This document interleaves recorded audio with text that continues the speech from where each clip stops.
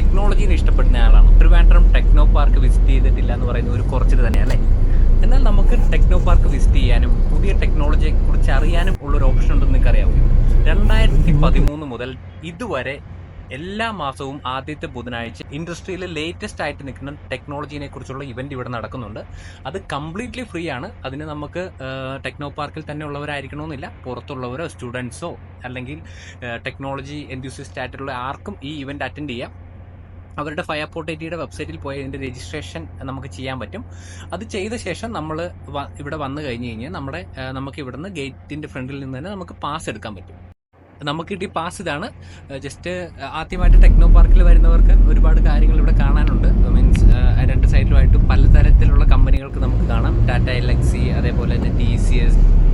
ഇപ്പം നമ്മൾ പോകുന്ന ബിൽഡിംഗ് എന്ന് പറഞ്ഞു കഴിഞ്ഞാൽ തേജസ്വിനി ബിൽഡിങ്ങിലേക്കാണ്. ഇതാ കാണുന്നതാണ് തേജസ്വിനി ബിൽഡിങ്. അതിൻ്റെ മൈനസ് ഫ്ലോറിലാണ് ഫയ ലൊക്കേറ്റ് ചെയ്തേക്കുന്നത്. അപ്പോൾ ജസ്റ്റ് നമ്മുടെ കാർ പാർക്ക് ചെയ്യാനുള്ള ഓപ്ഷൻ ഇവിടെയുണ്ട്. ഇല്ലെങ്കിൽ തന്നെ നമുക്ക് ആ ബിൽഡിങ്ങിൻ്റെ താഴെ പോയി കഴിഞ്ഞ് കഴിഞ്ഞാൽ നമുക്ക് കാർ പാർക്ക് ചെയ്യാം.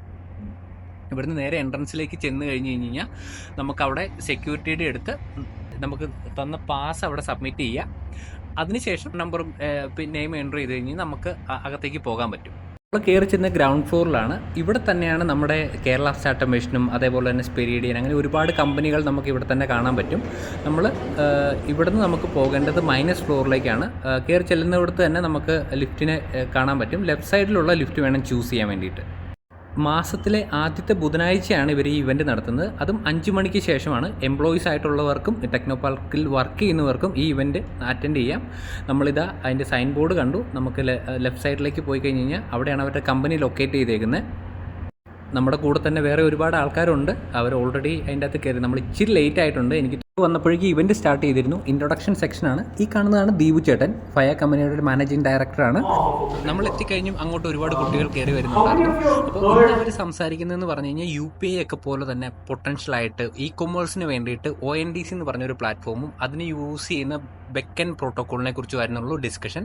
ഇത് നോർമലി ഒരു ഇവൻറ്റ് പോലെയല്ല. നമുക്ക് ഇവിടെ വന്നു കഴിഞ്ഞ് കഴിഞ്ഞാൽ നമുക്ക് നെറ്റ്വർക്ക് ചെയ്യാനും അതേപോലെ തന്നെ ഇവിടുന്ന് ഒരു ക്വസ്റ്റ്യൻ ആൻസർ നമുക്കുള്ള ക്വസ്റ്റ്യൻസും കാര്യങ്ങളൊക്കെ ഡയറക്റ്റായിട്ട് ചോദിച്ച് ക്ലാരിഫൈ ചെയ്യാനും നമുക്ക് നെറ്റ്വർക്ക് ബിൽഡ് ചെയ്യാനൊക്കെയുള്ള ഒരു ഓപ്പർച്യൂണിറ്റി ഉണ്ട്.